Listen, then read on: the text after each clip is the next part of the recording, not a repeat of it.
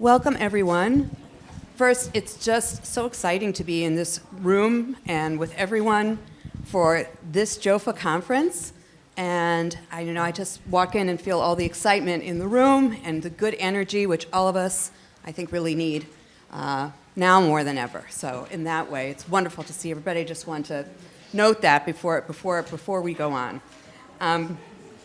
This session, we're going to be talking about inclusion. It's a great word. I don't think anybody's upset when we use that word. But what do we really mean by it? What does it look like practically in our Jewish institutions, in our communities, and what should the general attitude be? When I was asked to moderate this session, it reminded me of a session that I had when I was at Yeshiva at Maharat, and Rabbanit Dvorah Zlochauer was talking to us about inclusion, and she made a very powerful statement.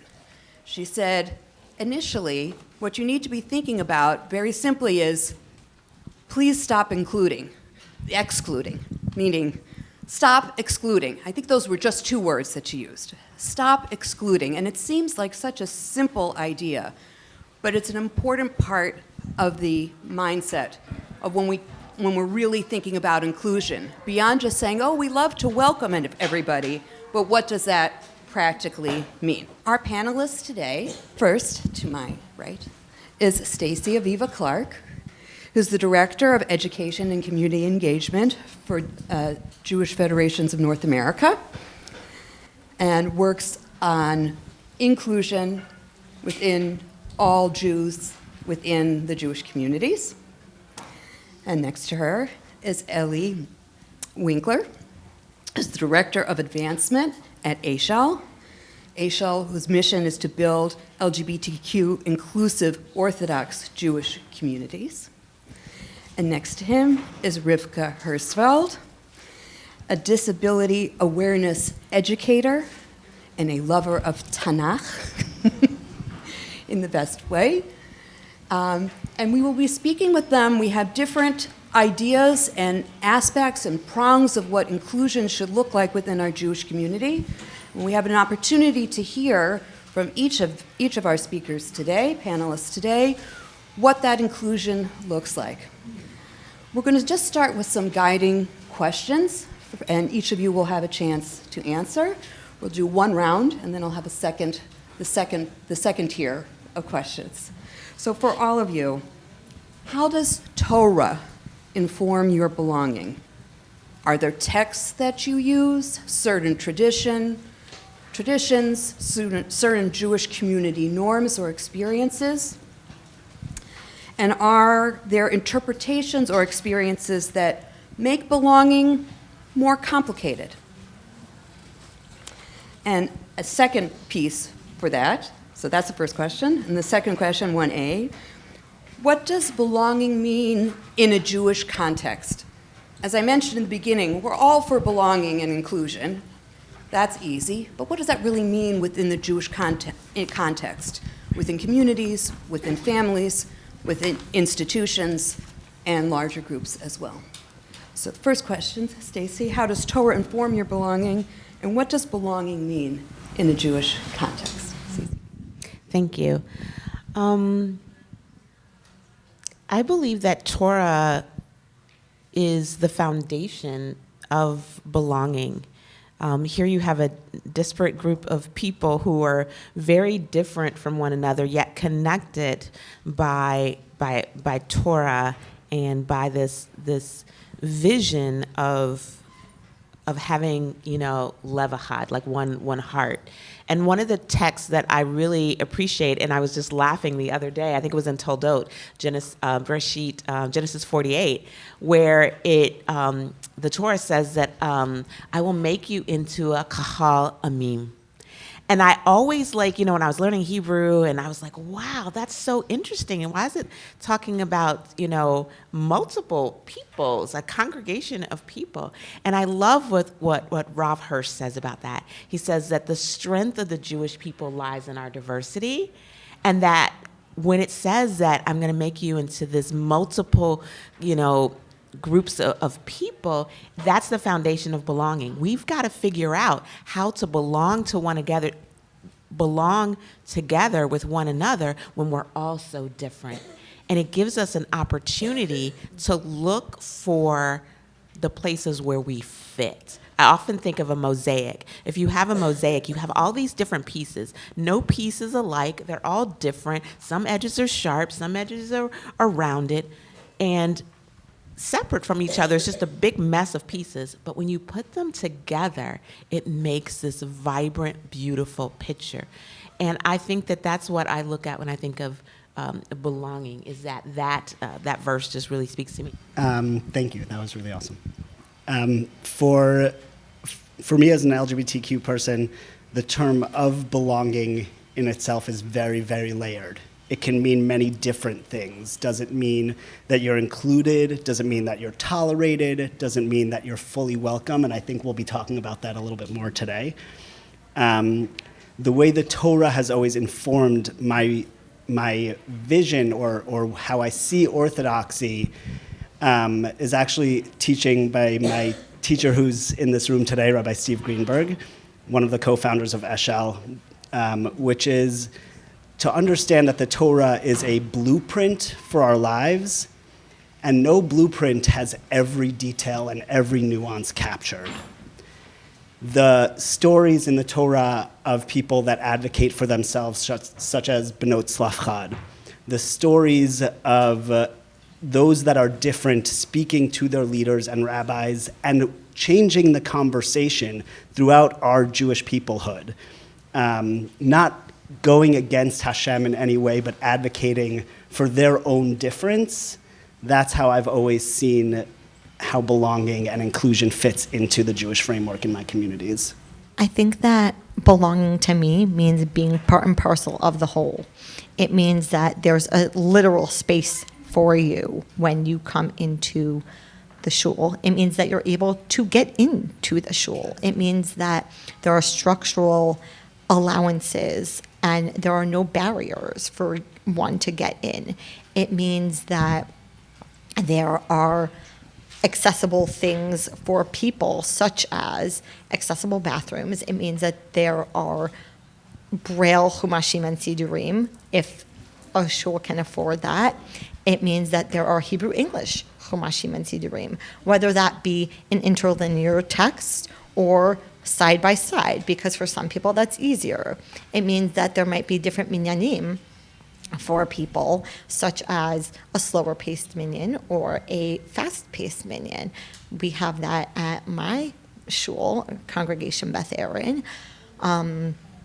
I also think that personally, I have seen a lot of people in Chumash and Tanakh in general who have disabilities, and the Tanakh does not shy away from that. So Yitzchak is blind, and Yaakov has a limp because of his fight with the Malach, the angel.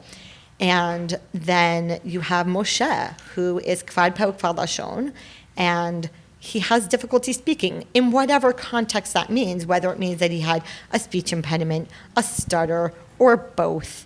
It means that the time that Mephibosheth, who was Nechei Raglayim, he is Yonatan's son, he is Shaul's grandson, and when he gets hurt and he has to sit in Ikisei Agalot, as Rav Yosef Cross says, that he is still given a literal seat at the table by David HaMalach. So I think that those are just important texts that can inform Jewish belonging, because our forefathers did that. So now we're going to go to our next round, and thank you for that. It was beautiful Torah from everyone, so I really appreciate it. Always great to get that. What are, and Rivka, you talked a little bit about this, what are the barriers, structural, cultural, halacha barriers, that keep people from feeling that they truly belong in our communities? And what does spiritual accessibility look like? How can prayer, learning, and leadership spaces be made more open and resonant for a wider range of Jews. And when you speak, please speak about the communities that you are advocating for and working for so we can have a larger picture there. So I really love this question because we have to understand what isn't there in order to make sure that we have put in place what is needed. And I'm a part of many different communities. I'm a part of the Sephardic Jewish community. I'm part of the Black Jewish community, Jewish professionals. And I think that something that is really needed in our Jewish community is unity, but not uniformity.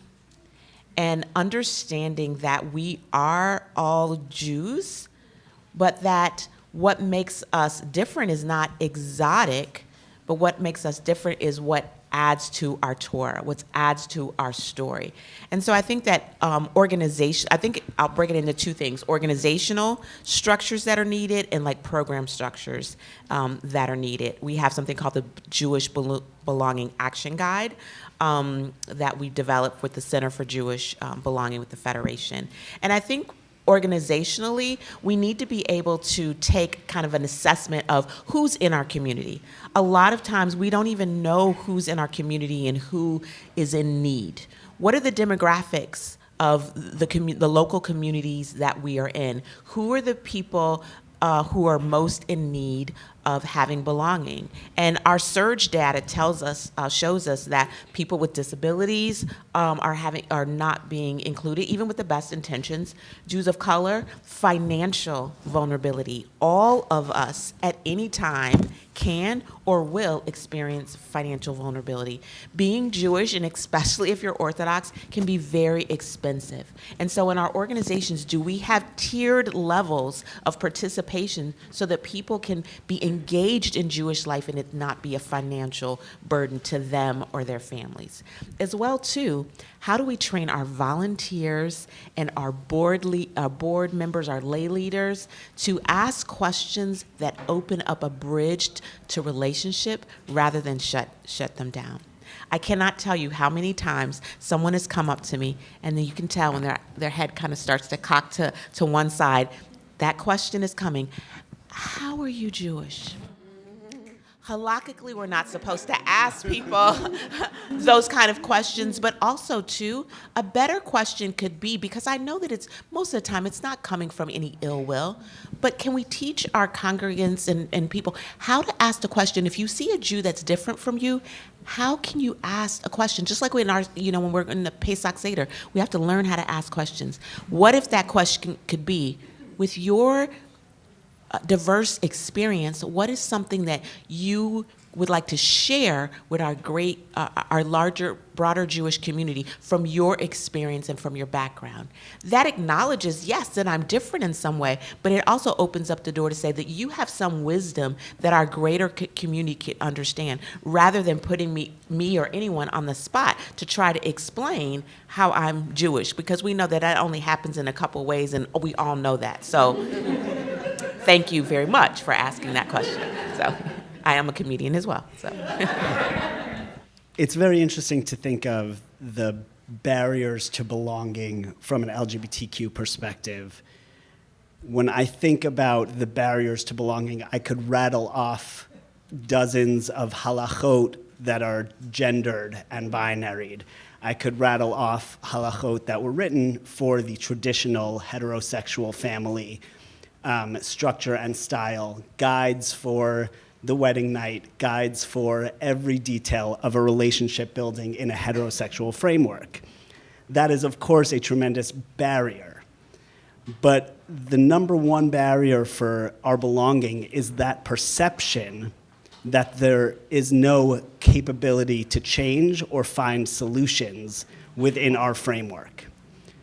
We are at Eshel eager and excited. Many rabbis that we work with through Jofa, through Maharat, through Chovevei Torah, many rabbis are thrilled to be putting together halachot and research and guides for LGBTQ Jews to observe committed Torah lives. That is something we're excited to do. It's hard to look at that as a barrier. But the biggest barrier is the perception that there is no room for those halachot, or there is no basis for us to look at the text and think about how it applies to our lives.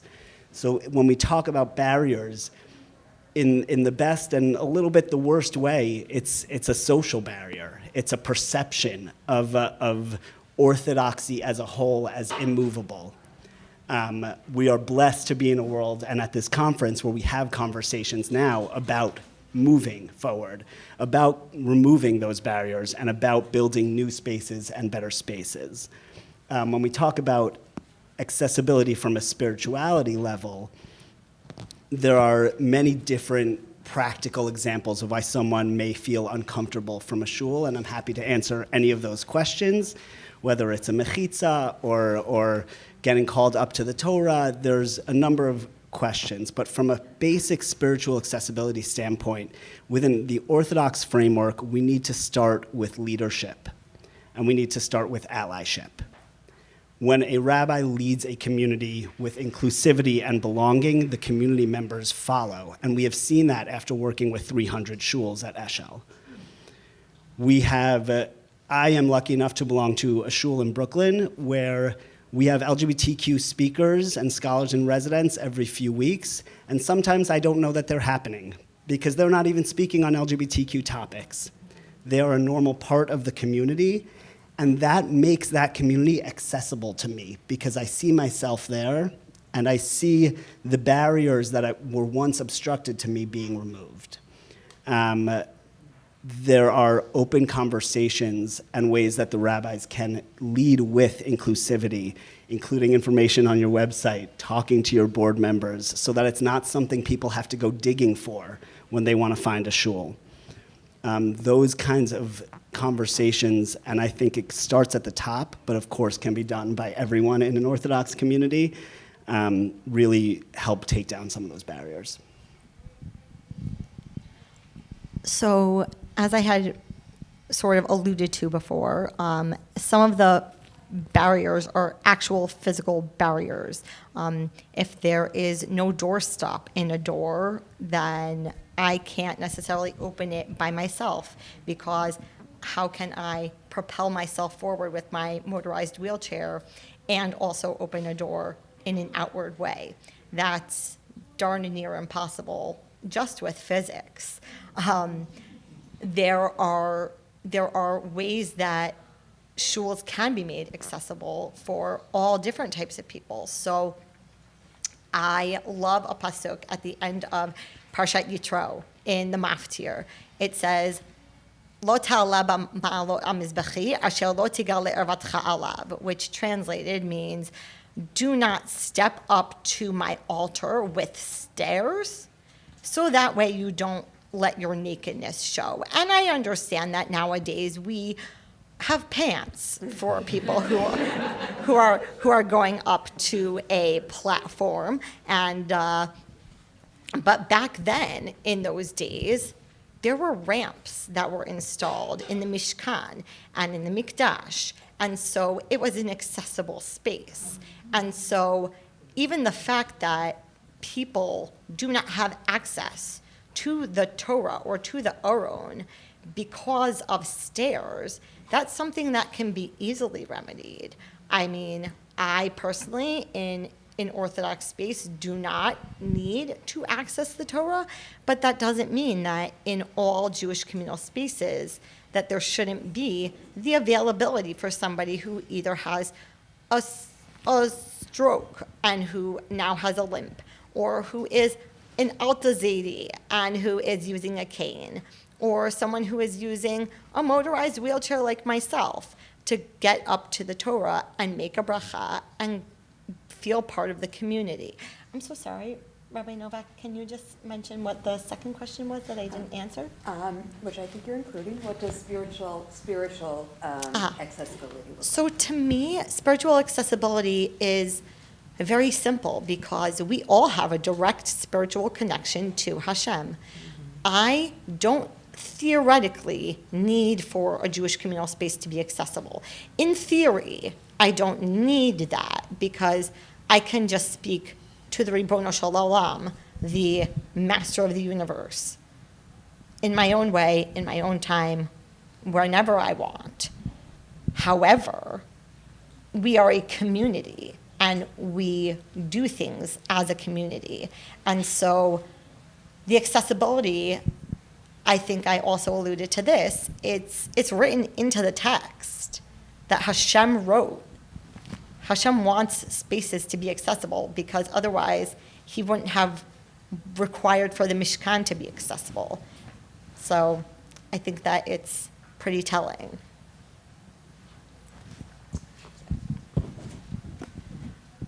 Listening to all of you, what I notice seems to be a general theme but all in different areas.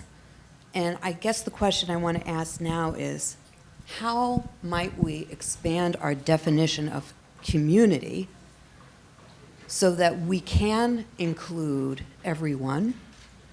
And maybe also to think about later, how might our community look if we had overarching mechanisms or institutions that were ensuring that all inclusion was happening, and so that siloing doesn't happen. I have a report in front of me that it was just published in Jewish Philanthropy from Matan, talking about how the Jewish community is faring as far as inclusion across the board. And we're not doing very well. Secular institutions seem to be able to do this better. And the numbers and the data that they had was really quite stark, that at least 20 to 25% of people who want to participate in certain parts of Jewish life feel that there's no place for them and families. And that's a high number. That's a high number. And one thing that they notice is that despite good intentions, even good language, because it's so disparate and not connected, that might be a place to actually improve inclusion if working together, of really redefining what that is. So the question is, how would you expand that definition of community if we're going forward and we're thinking about maybe an overarching kind of idea? What does that look like for Jewish institutions in general, maybe starting with federations or congregations, beyond just all the amazing work that you do within those little spaces? How might that look? That is a great question. I think speaking from federation viewpoint is that we want to be co-creators with the broader community on belonging. Belonging is something that's dynamic. I think a lot of times we think that if we put a couple things in place, have a sign, have this language or whatever, we've got it. Belonging is dynamic.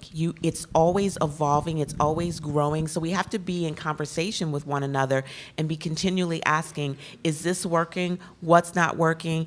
Getting feedback from people. Surveys are not just to tell us how many people are doing X, Y, and Z, but to give us the kind of feedback so that we know, did this work for you? Did you feel like there was belonging? What if we had those kinds of just short surveys consistently so that we're always being able to get that feedback from one another? I think another thing is that we've got to know what one another are doing. You're talking about the silos. And we have to know what one another are doing. We just convened a belonging summit earlier in the year so that we can start to be able to understand what pieces are you doing well? What pieces do I have? Where can we collaborate? And where is, hey, that's your lane and you're doing really well there. How can I support you? I don't need to create another thing in that area, but how can we support and lift up? And I think the last thing I'll say is that you can tell in the Jewish community where we are focused on what we care about, where our dollars go. And so there needs to be a line item in the budget for belonging. And it can't be off on the side, but that belonging has got to be almost like a nervous system that touches the education, that touches resource development, that touches HR, that touches on our Israel work. It's got to be so foundational that the organization feels like we can't do what we're doing without this element. So how is belonging going to touch in with your Holocaust work, or again, every aspect. So it's got to be something that is woven into the foundation and the fabric of an organization. We've got to know what one another are doing, getting one another together to understand what we're doing in belonging, and also too, I think like I said before, making sure it's dynamic. You don't think you just got it one time, but that we're continually having this conversation so that it can blossom and grow and develop where it needs to. Thank you. And thank you for all the work on Federation you and I have collaborated on many times. To understand LGBTQ belonging in Orthodox spaces, it does take a little bit of understanding of Eshel's journey and the work that we've done, because it was never just enough to say, are you LGBTQ friendly? But Eshel began its work first to push back and reframe and reshape the conversation around what LGBTQ even meant in Orthodox spaces.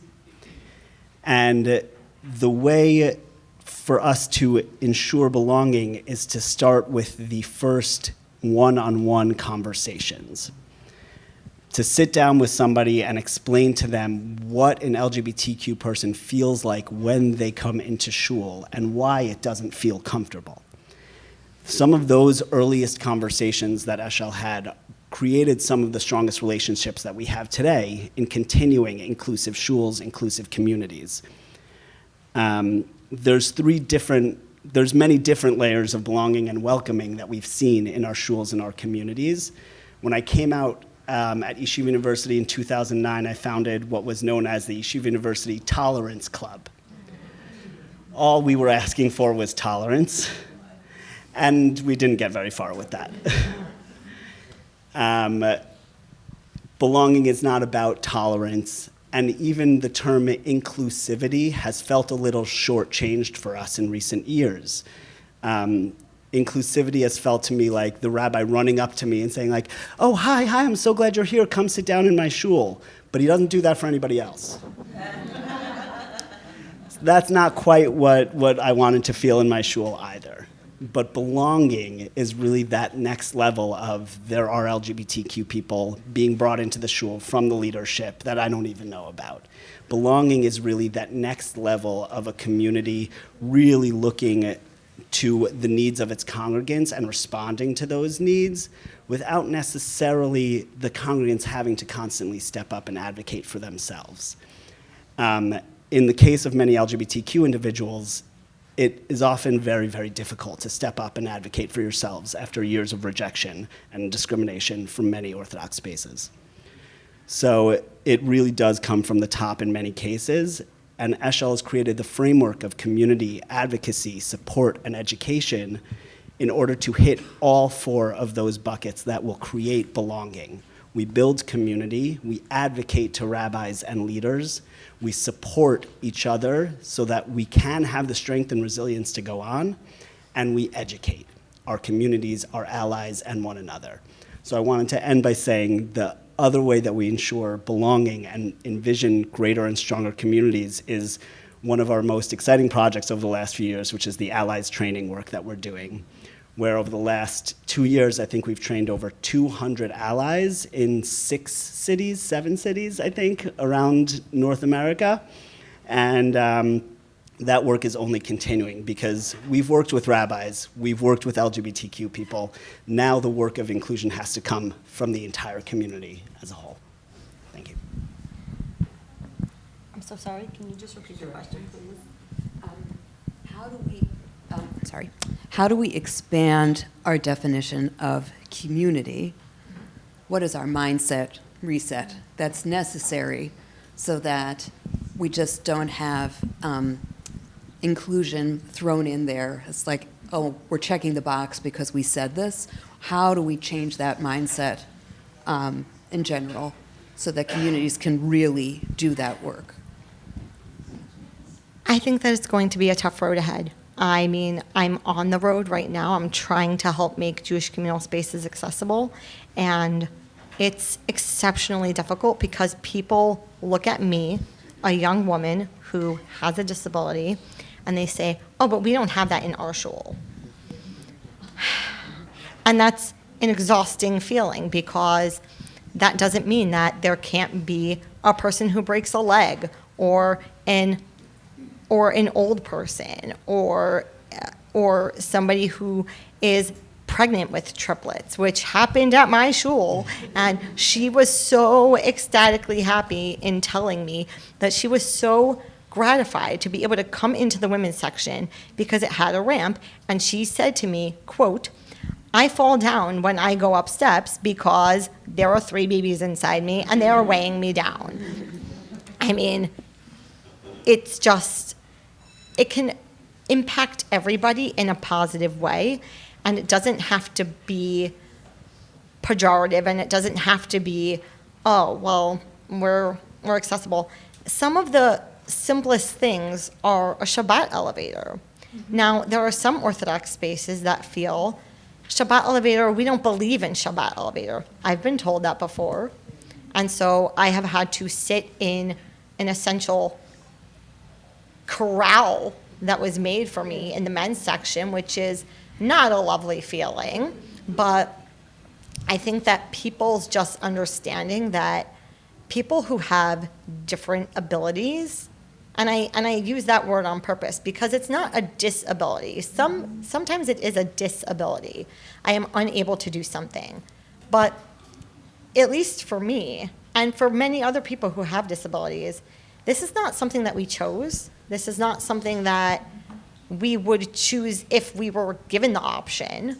And nobody would choose it if given the option. And so why don't you help make the space comfortable for everybody? Why don't you help make access level throughout, literally and figuratively? Make it so that people can get into the shul and sit next to their peers and not be cordoned off to the side. Let people have that ease of movement by having a doorstop, not having the door slam in their face.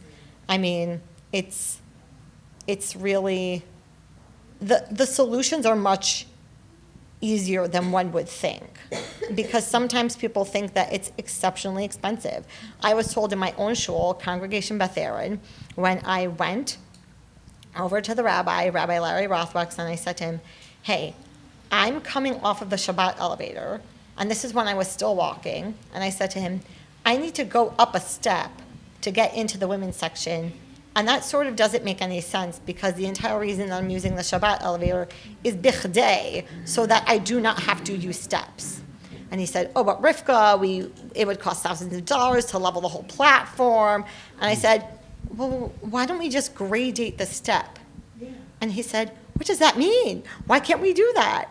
And I said, we can do that. And it was done by the next Shabbat. It's very simple to do if one has the motivation and one has somebody who is thoughtful and mindful of the fact that not everybody can necessarily get inside the space. And the way that you'll know that we're there is if you let us in. I wanted to just address one more thing, which is you asked about specifically the federation level. And as I'm sure many of us know in this room, as Orthodox communities in the federation work of American Judaism, we're not the largest percentage, and we're not the largest priority. And I work with wonderful people who do make our communities a priority. But I've had struggles having conversations or getting the attention of people to speak with them about how they can make their Orthodox communities more LGBTQ inclusive.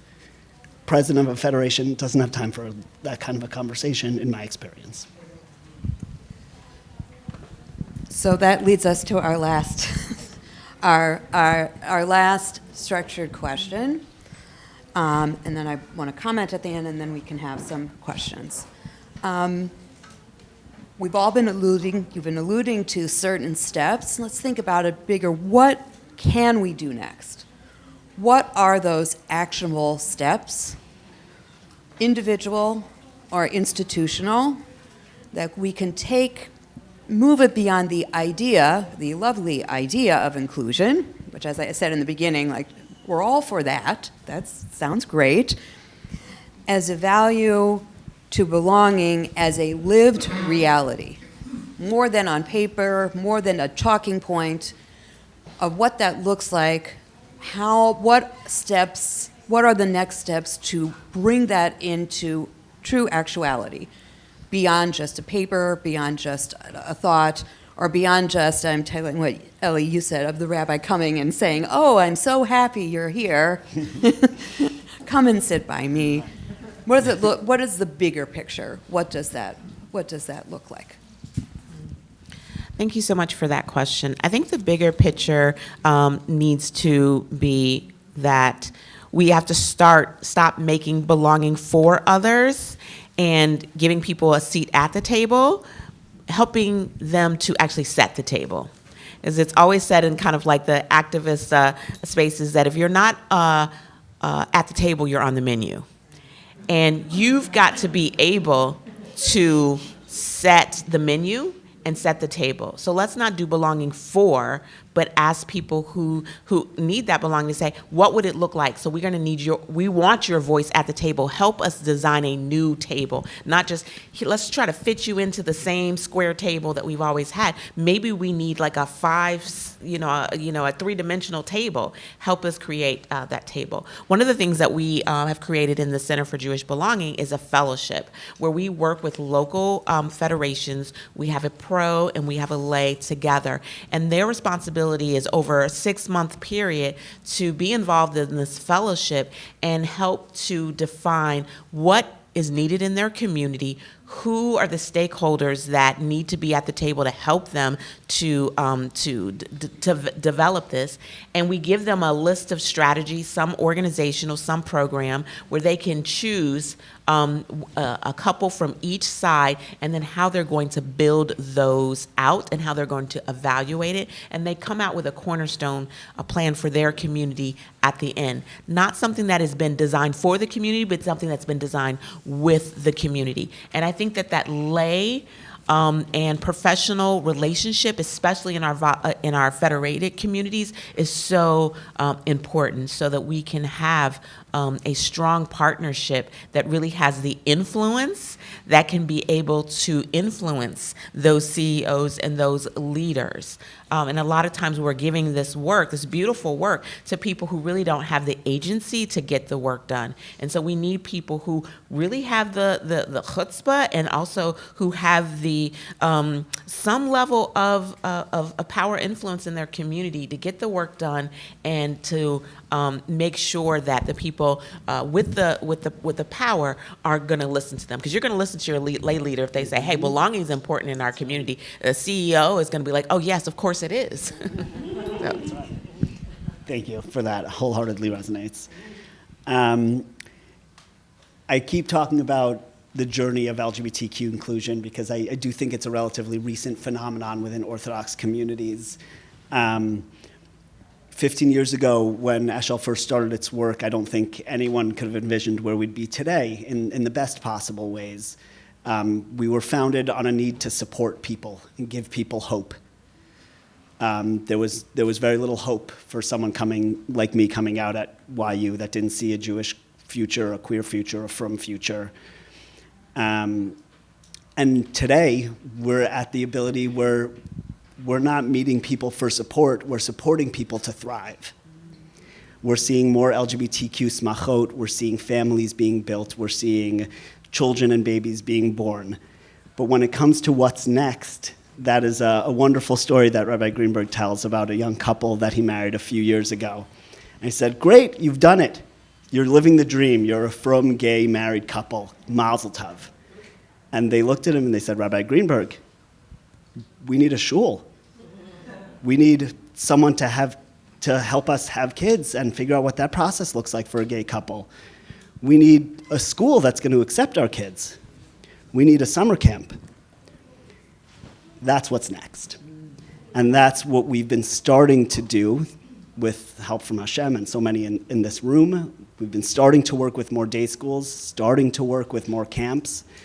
But the Hazman Katzar v'hamlacha meruba, the work is great, and it just feels like the time is so short.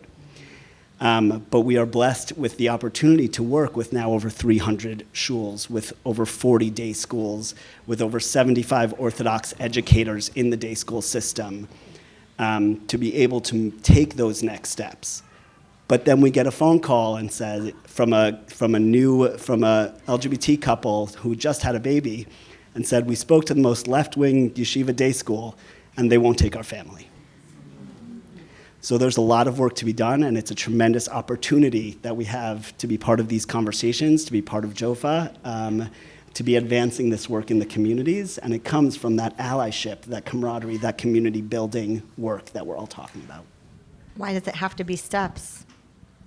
The next steps to help the community don't necessarily have to be steps. They can be accessible spaces. They can be pathways that can allow for everybody to join. It can allow for somebody with a cane, somebody with a walker, somebody with a tremor, somebody who is unfortunately in a wheelchair, somebody who might be having cancer, and also the mother with a new stroller or the father with a new stroller, because we can also say that dads can bring their kids to shuls and strollers. It's also just not those spaces. It's the next steps are, or quote unquote steps, the pathways forward are going beyond shuls, going beyond schools. I am a weirdo because I love the mitzvah of tefillat kelim.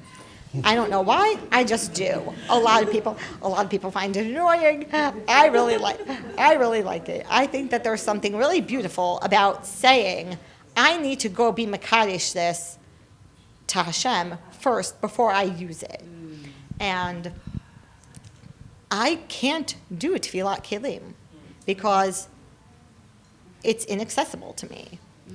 There is a literal step to get up to the kelim mikvah in my town.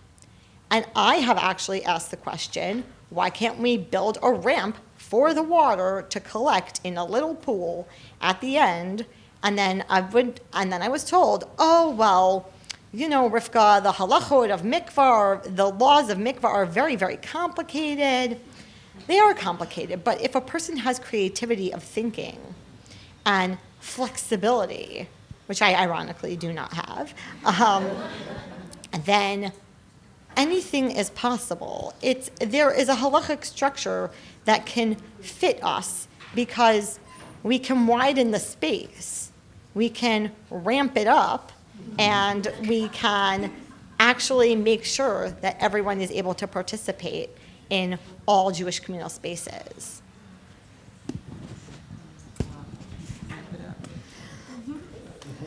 I'm going to call out Esther Sperber, who's in the room. I had the privilege of working with Esther to design the new Beit Knesset at Skokie Valley, my shul, in Skokie, Illinois, and working and seeing what an accessible bima looks like for men and women was a real incredible experience to see when you have leaders and when you have vision in that way. It becomes a space that's open for everyone, wherever they are in their abilities, disabilities, however they present themselves within the community. It's an opportunity for everyone to have that experience of kedusha and true spirituality. So again, it's that vision. And what I'm hearing, and just to kind of sum up a little bit what we hear, I'm going to take some points from this wonderful report that just came out from Matan, which kind of highlights everything that we've been talking about. For true inclusion to really happen, there are a couple things that we need in general. You need leaders and champions and vision makers. You do need funding. You also need to have people in those places that are flexible. that are dynamic, as Stacey Aviva said, that are able to adapt and make change and not be stuck in one mindset, because that will not help. That does not allow for inclusion. Inclusion in of itself is a dynamic process. And one thing that they suggested, which perhaps maybe from the three of you, maybe it would serve our communities better if there was one organization that could connect everybody, and that it would be baked in then to all those Jewish institutions, that this was something that was part and parcel of their policy, of what it looked like in their institutions, in their places, but there would also be accountability and also help to put language into however they're structured. So it's not an afterthought. It's as if we have to have safety ideas for our space, we have educational points, we have ritual points, and this is just part and parcel of what we do. But to have those resources maybe as a centralized body, that might be a place for us to think about it. Maybe it's an idea of a centralized position of someone who is the community inclusion manager, maybe not nationally, but maybe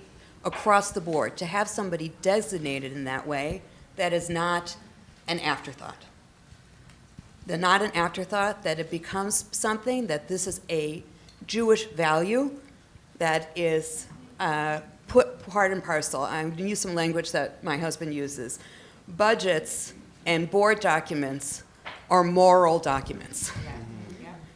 And when you set up communities that way, it's not an afterthought. It is a true explanation and example of what they look like. This would also mean aligning strategic plans and also making grant making more aligned, because you do need funding. This is the reality of what we need.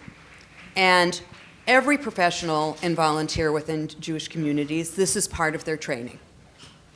It's not extra. This is, you're going to join our part of community. This is a value within our community.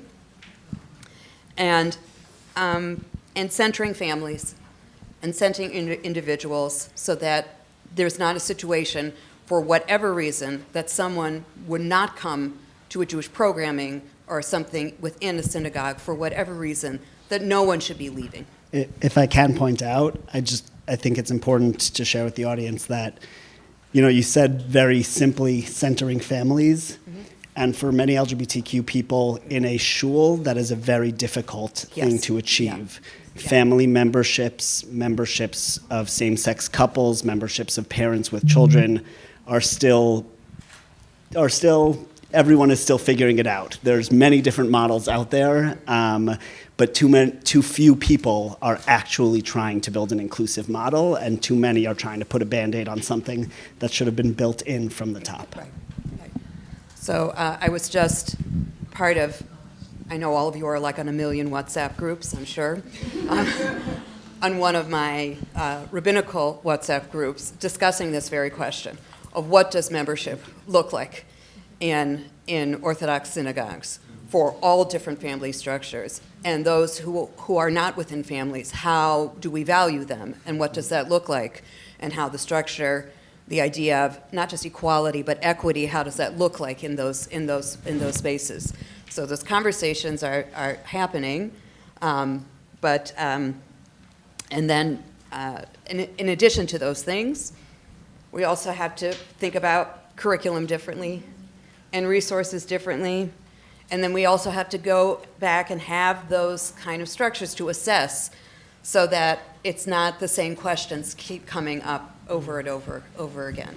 So, if I can. Yeah. I think that the education piece that you're just talking about and curricula, I think that it has to do with who is also doing the teaching. Mm-hmm. So I wanted to be a Tanakh teacher from the time that I was younger because I love Tanakh, and I wanted to give over that love to a future generation. And I'll tell you that I had multiple interviews in different schools across the religious divide and also within the Orthodox community, and nobody could find a place for me.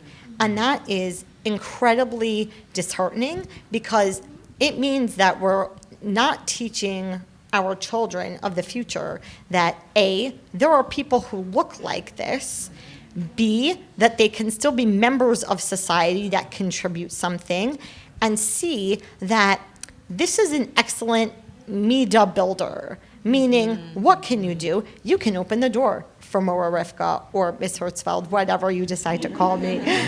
You can open the door for her. You can be the note taker on the board because it would be too difficult for her to take notes on the board for the entire class.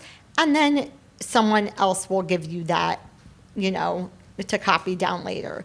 There are opportunities that are missed because I think also people are afraid of disability in a sort of strange way. I think that what I have tried to do is I open up the floor to questions that people have. So there have been children in my shul, Congregation Beth Aaron, which they come over to me and they say, "Hi." And I go, "Hi, how are you?" And they don't know what to do. And then they freak out and they hide behind their parents. And I have said to them, "It's okay, you can ask the question." And one child sheepishly said to me once, "Why are you in that thing?" And I said, "This thing? Do you mean my motorized wheelchair?" And he said, "Yeah." And I explained the nature of my disability to him in a very, very, very bite-sized way, obviously. Didn't go into all the medical jargon. That would have been entirely inappropriate. But I said to him, the same way that Hashem helps your muscles run and jump and play, Hashem does not allow my muscles to do that, and so I use this motorized wheelchair. And he said, "But it's Shabbos." And I said, "You're right, it is Shabbos."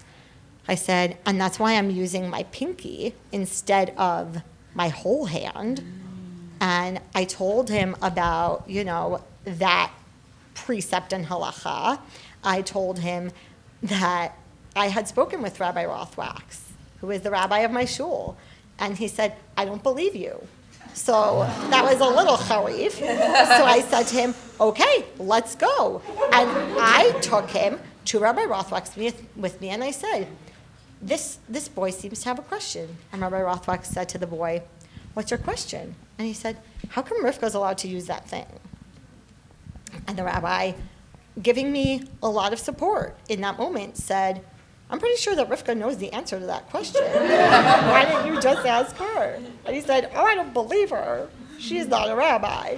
So, whatever. That's a whole separate conversation for a different time. That's a different panel that I'm not part of.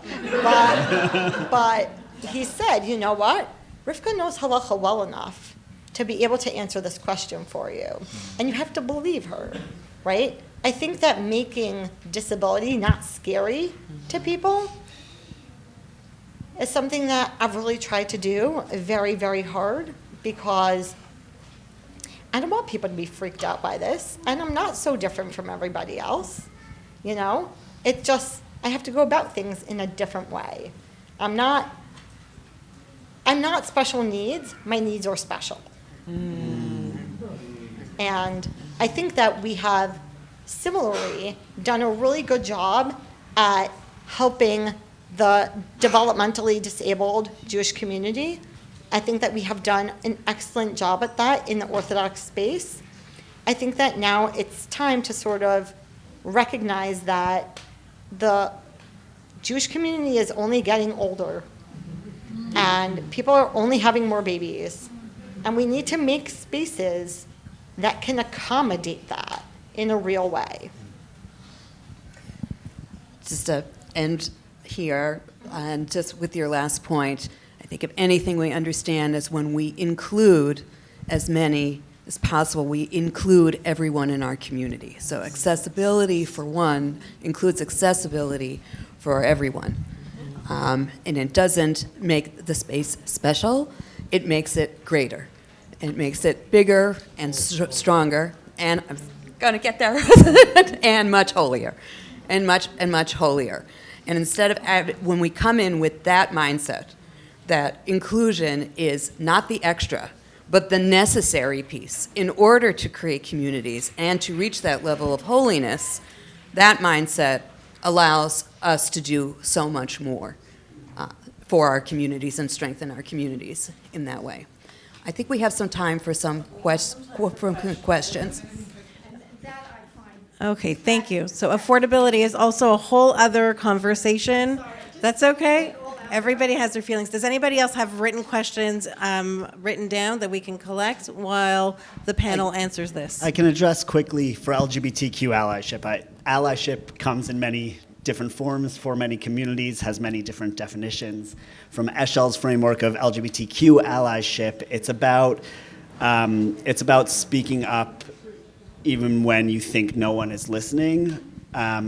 Our allies trainings primarily reach parents or friends of people that know someone that came out, and it's involves role-playing and educational curriculum about how to speak up for something, how to speak up if you hear someone using derogatory language, how to advocate to your rabbi or your teacher in your child's classroom, and how to, even when you're just hanging out at the Shabbos table, make sure that you don't let your friend say something that a child at the table might overhear and be offended by. So we take many different, and what an ally looks like is community dependent, like so much of all of our work here. Different communities need ally training 101. Don't kick these people out of your house. That's some of the work. Some need 201. You can start to bring them in. Some need 301. Here's the halacha resources of how to make a tri-chitza in your shul. There's different layers of the work for allyship, but it's so that we don't let the othering and the marginalization carry on and pass us by. So anyone can be an ally. Sorry, if I can just say, allyship also, at least in the disability community, means noticing things. It means noticing that the Shabbat elevator wasn't turned on. It means noticing that the books are a little too high up for somebody who is in a motorized wheelchair or a regular wheelchair to be able to reach. It means that you notice that the doorstop isn't in the place where it needs to be in order for people to have full access on their own. It means noticing things and being an advocate by fixing it yourself if you can, or just saying something.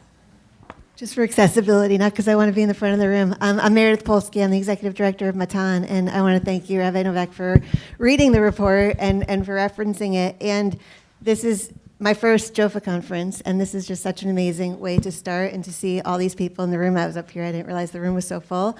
And from my experience, the people who come to something like this have already drank the Kool-Aid. And so I think this panel has given us so many amazing ideas for how to carry that message forward to people who don't come into this room or don't typically come to hear these conversations.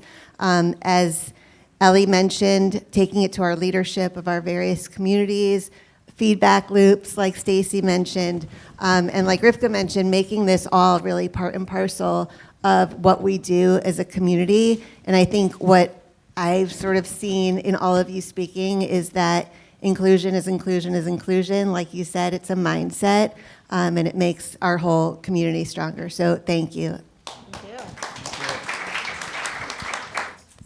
This is incredibly moving. I want to talk about, firstly, Rivka's, your discussion with that young man was so precious to me. Let me say that there's something that, here's I think where we miss it, because we can speak to the people who agree with us and they'll be very happy. But actually, exclusion is also a Jewish value. And if we don't say that, then the people who are resistant will not think that we're listening to them. So the question is, what are the pleasures of exclusion? When do we want our people and only our people in a space? And when do we push against that for the sake of bigger values? And on some level, for me, the real challenge is to figure out actually the difference between inclusions, because they're very different. They demand different kinds of challenge. And actually, I think inclusion is really hard because we all are addicted to familiarity. That young man was addicted to familiarity, and difference scared him. Let's admit that this is hard work, and therefore we respond to the people who are resistant with a certain kind of compassion and understanding, rather than they're the enemy and they're stupid or they're cruel. Let's understand them, and that way begin a conversation that's deeper. First of all, Rivka, I live in Teaneck, New Jersey, and when we were looking for a shul, we went to Beth Aaron, and I was coming from Riverdale, and the first thing I noticed is that the main sanctuary is upstairs, and my husband said to me, how could they build a shul like that? And I said, it's a young community. And he said, people break their legs. Young people, you need accessibility. So I'm glad to know we don't go to that shul, but I'm glad to know that they've done that for you. But the story that you told about that extra step reminded me back in the 1980s, early 80s, when we were building the Bayit, the Hebrew Institute of Riverdale, made sure to have everything very accessible.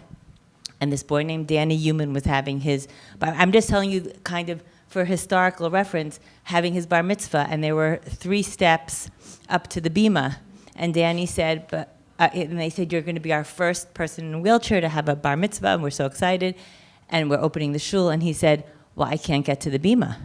And my father said, but this whole place is accessible for you. So you can, all right, we'll carry you the last 3 steps. And he said, well, then I'm not doing this. So the shul was just completed. They had to figure out a way to make a ramp to the bima, but it wasn't good enough. And we said, okay, you'll take 24 seats away. Every seat is precious in a shul. 24 seats away from the men's side. And Rabbi Weiss said, no, I'll have to take 24 seats away from both sides. And we said, what is a woman going to do on the bima? A woman doesn't need, people in the shul. It was a long time ago. And he said, no, it has to be accessible on both sides. So it's just like a little history in the accessibility. So now, it's in our culture. And, you walk into the shul and you see, and you've just built Skokie Valley, but you see that, it's accessible, men, women, to everything. And I look forward to talking to you and meeting you. You sound like an amazing person. I'm just going to be Rivka's PR person for a second here. Her mother has postcards with a QR code. I also want to say that in your bags there's a postcard from JFNA with a QR code that you can scan in order to get more resources and to connect with Stacey Aviva. And there's also stuff in the bag from Eshel. I think we have time for one more. One more. I had more of a comment than a question, but thank you all for sharing your experiences. And Rivka, I was floored to hear your comment about accessibility because I'm a professor of rehabilitation counseling and disability studies, and I always had to talk to employers about how accessibility is less than $20. And no, it's really not difficult, but to hear that this is a shul, like, oh, we can't do this, but I'm like out there with employers to say, you can do this for $20, like $5 can lift a table. But I also wanted to say, it's more of my comment, Stacey, of your end quote of not just having a seat at the table, but to set that table as well. I think those that are helping to set that table, also, we don't want to make them our expert on everything. That has been my experience so much. Being with Disability Ally and Educator, I have been on boards to try to make shuls more accessible, but there's no one with the lived experience. We have to give those folks with the lived experience also. I'm the academic at it all. I don't have the lived experience. Let's talk. And also with being Jews of color, it was always, oh, we have Tamika here. She's the black Jew. Okay, but I don't know about everyone. Exactly. I'm an Ashkenazi Minchag, and people are like, aren't you supposed to be with the Sephardi's? No, that's not me, and I'm not your person. And what has happened to me is I've had to leave that table because it's not been set with love. So I think that's all of us. We need to talk about cultural humility and not just the competence also of making our places more inclusive. Thank you so much. Thank you. Yeah, that's just want to mention something. Tokenism is something that is so real.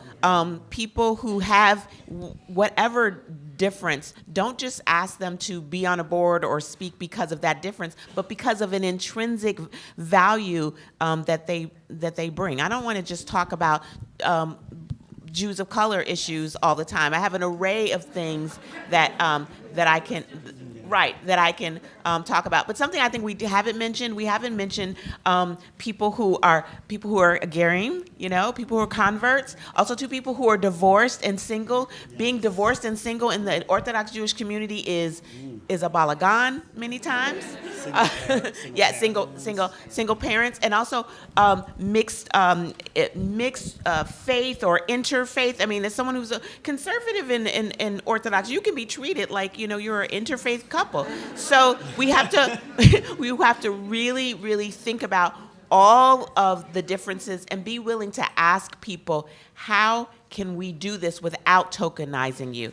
Because sometimes you don't know, and you're so nervous that you can kind of overdo things. Just ask them, like, we want to do this, but how's it going to be done in a way that's not going to be weird? And just have that humility to say, hey, I don't want to mess this up.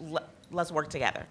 Thank you so much. I want to really thank our panel today, Stacey, Aviva, Ellie, and Rivka. A lot to think about, a lot to rethink what inclusion looks like, and thank you all.